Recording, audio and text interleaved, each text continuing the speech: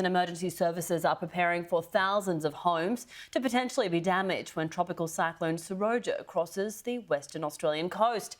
Emily Evans joins me live now from Geraldton. Emily, the cyclone has intensified to a Category 3 system.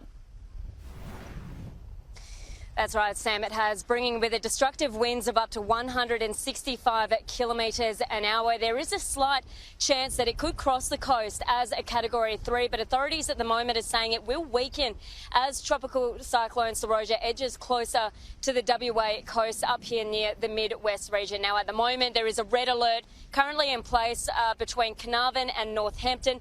This now includes the town sites of Denham, Kalbarri, Northampton, Port Gregory and Horrocks. Anyone in those areas needs to seek shelter immediately. Authorities want locals here and tourists alike to take these warnings seriously. This region hasn't seen a cyclone for 22 years, and even then it was a Category 1 system. This one is expected to cross the coast as a Category 2 cyclone. So authorities are telling people that if they haven't already prepared, for people in that red alert zone, it is now too late. They need to seek shelter and they need to take these warnings seriously. This is not a Sunday picnic.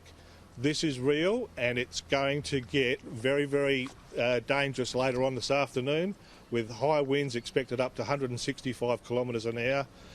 Not so much rainfall associated with the system. We may see some flash flooding, but it is a serious situation, and we're asking the community to help us help them and do the right thing and prepare yourselves before we go into red alert.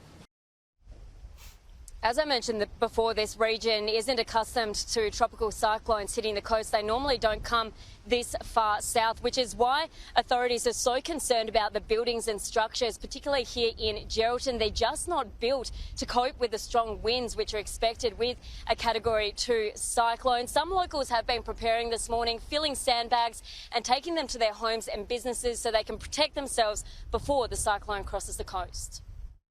Been through one or two before, but a long while ago, and this one sounds a pretty strong one, so hopefully if I can keep the water out of the house, that's the main thing, and that's what I'm doing. I should imagine if I got any brains they'll be doing something, won't they?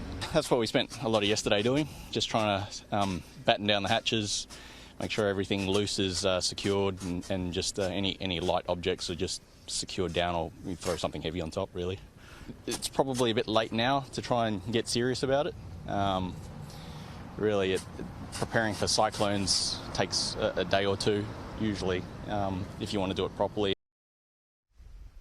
While it's fairly windy here in Geraldton, it is still relatively calm, which is why we're currently in a yellow alert. It's expected to be upgraded to a red alert by about 3 p.m. local time, Sam, which is when we really have to take shelter, bunker down and wait for this cyclone to cross, which is expected to happen at around 9 p.m. local time.